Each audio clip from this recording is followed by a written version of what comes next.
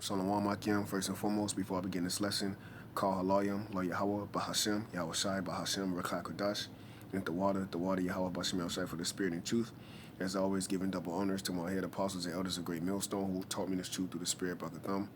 And as always, salutations to the Zakani wa Akim across the four corners of the earth. They're teaching this truth in sincerity, faith, and honesty. And Shalom Habatham Lahabacharim, Shal Yasha Allah, which is peace and love to the elect of Yasha Allah, which consists of your so-called Negroes, Latinos, and Native American Indians. All right, I'm that fellow servant, call me Yasha Allah, back with another lesson through the Spirit. And I pray and hope this is edifying to the sincere Akim wa Akwath. All right, so pretty much I'm going to title this video around the words of Yahawashi had the sins of the world upon him. All right, okay, and you know, because pretty much to this day, all right, 2019, today is October the 1st. All right, and pretty much you have particular people here walking the planet Earth, all right, that believe that Hamashiach Yahawashi, who they ignorantly call Jesus Christ, or who's a so-called Negro, so-called black man, the line from the tribe of Judah, or Yahawada, in the Lashwan Kodash. All right, they believe that Yahawashi, Hamashiach, died for the entire planet Earth, all right, and all these souls here on the earth. No, all right. When you go into that very world, it has different definitions, all right. He died for a particular nation of people within a nation, or a nations within a nation of people, which the scriptures even refers to as a world. So matter of fact, let me get that real quick. This is Isaiah chapter 45, verse 17. But Israel shall be saved in Yahawashi Yahawashi. So that's another cut right there of who's going to be saved, all right, if he that endured to the end. The Israelites, man. They shall not be ashamed. It's like it. But Israel shall be saved in Yahawashi Yahawashi with an everlasting salvation. Ye shall not be ashamed nor confounded, world without end. That's right. So Israel, all right, is that world, all right, without end, meaning cosmos, a particular government or a particular nation of people. All right. So the scriptures refer to Israel as a world without an end. Why? Because the nation of Israel, as it is written, all right, we are the sands of the sea, but yet a remnant shall return. All right. So from there, okay, let's go to Isaiah, all right, chapter 53. Okay. This is Isaiah chapter 53, and I'm going to start at verse 4. All right. And it reads, surely he hath borne our griefs. Read that again. Surely he hath borne our griefs and carried our sorrows. That's right. So Yahawashi Hamashiach, the Most High Yahweh put the Spirit on Yahawashi to bear our griefs and to carry our sorrows, man. That's why the cross of Yahawashi, all right, was the heaviest cross or the heaviest lot or the heaviest burden, all right, if you will, all right, to bear when it comes down to being sent on the planet Earth to be judged to the Heavenly Father, man. Because Yahawashi didn't only die for the sins of Israel, but he ultimately died for his sins when he was King Solomon as well, man, in reincarnation. So the Lord carried the sorrows of the whole nation of Israel, man. It said, yet we did esteem him stricken, smitten of the Most High, and afflicted. All right, but he was wounded for our transgressions, he was bruised for our iniquities. The chastisement of our peace was upon him, and with his stripes are we healed. Right, so Yahawashi was wounded because of our transgressions. And what is transgressions? Sin. Sin is transgression of the law, man. Okay? So he was bruised for our iniquities. And that's why when you go to the book of Hebrews, because the nation of Israel always needed a sacrifice. And that's why the Lord said obedience is better than sacrifice. Why? Because the obedience of the belief of Yahawashi is to be required, which the elect have attained it and the rest were blinded. Why? Because the stumbling stone, which is Yahawashi, was always a rock of offense to the nation of Israel because they never believed on the Lord. They was waiting for, that's why Yahawashi said, this foolish generation, they seek it for a sign. See? But the sign was right in front of them. Okay? That's why Hebrews chapter 2, I'm going to get right to the point.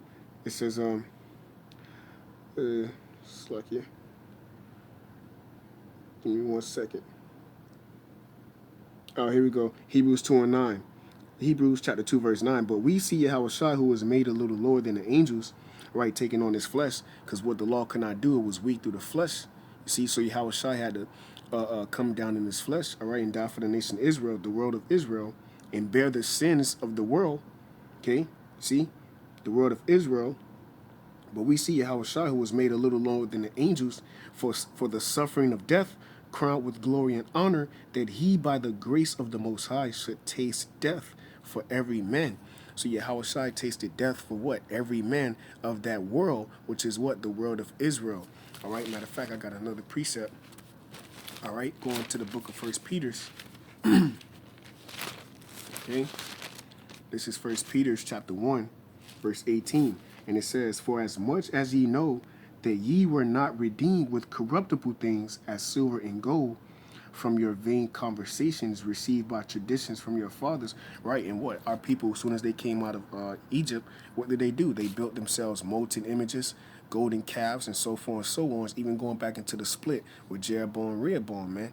Jeroboam, what? He caused the northern kingdom, all right, the 10 tribes, all right, or if you will, the 9 tribes, if you will, all right, the northern kingdom, all right, starting with Ephraim on down, okay, to Issachar, all right, what he caused them to worship a golden calf, and he said, "O Israel, let these be your gods. Let these are the your gods that delivered you from all your bondage, man." Okay, but what? First Peter chapter 1 verse 18 says, "For as much as ye know that ye were not redeemed with corruptible things as silver and gold from your vain conversations received by tradition from your fathers, which is the worshiping of false idols." All right, but verse 19 says, "But with the precious blood of Hamashiach, as of a lamb without blemish and without spot." So that's why the scripture said, "Well, he shall taste death for every man," being what? That sacrificial lamb to make us what? Let's get it. Okay? What is the importance of Yahweh's blood? What is the importance of Yahweh's blood? This is why you have the body of Hamashiach here today walking the planet Earth in the unity of the faith. This is Revelation chapter 5, verse 9. "And they sung a new song, that they is the elect."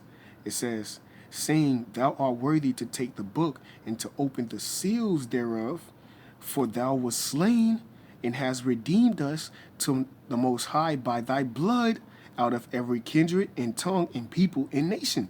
So what is that talking about? The 12 tribes of Israel, because that is the world, all right, without end. The world, all right, without end is whose sins is upon the cross, all right, which is on the back of Yahawashi, okay, when he was walking, all right, the planet Earth and suffering, all right, so that prophecy can be fulfilled, okay? And this is the point, verse 10. This is what Yahawashi made us by the blood of his, by the precious blood that was spread, all right, for the nation of Israel. That's why by his stripes we are healed, because he was a pleasurable sacrifice in the eyes of the Lord. And that's in Isaiah the 53rd chapter 2. "It pleased the Lord to bruise him." Verse 10, and has made us into our power, the Most High, kings and priests, and we shall reign on the earth."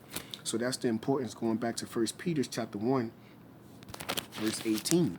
All right? It says, verse 19, "But with the precious blood of Hamashiach, as of a lamb without blemish and without spot," you see, "who verily was foreordained before the foundations of the world, but was manifest in these last times for you."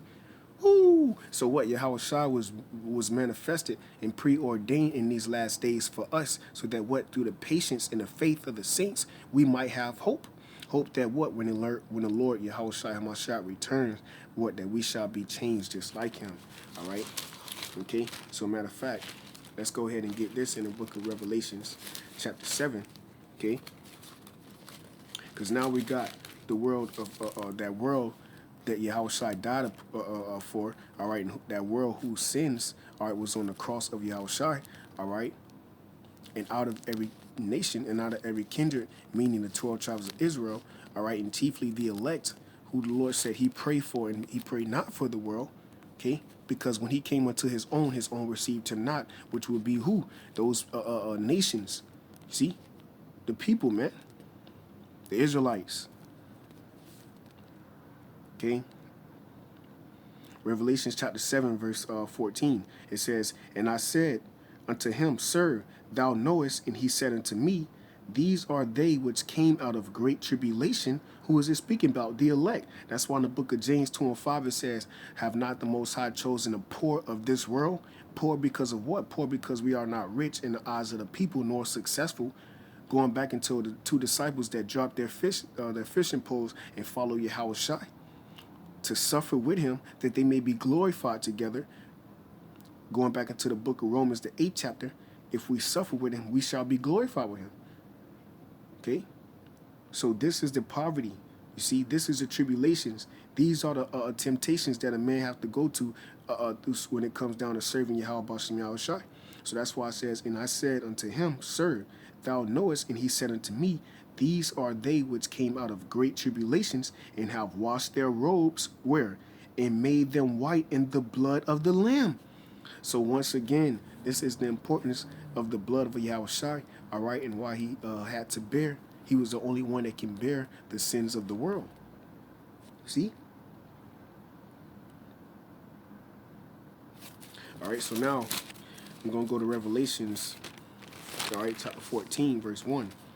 All right, and it reads, And I looked, and lo, a lamb, that lamb is who? Yahawashi. It says, stood upon the Mount Zion, all right, and with him 144,000, having his father's name written in their forehead. That's right. Now 144,000 is the elect. All right. Okay. Because the elect, all right, was with Yahawashi, all right, in the beginning, man. Okay. The importance of Yahawashi Hamashiach, his blood being spread for the nation of Israel, okay, is so that we can be nigh unto the Most High. Okay. All right, so with that, Lord's word is edifying to the elect. Till the next time, I say shalom.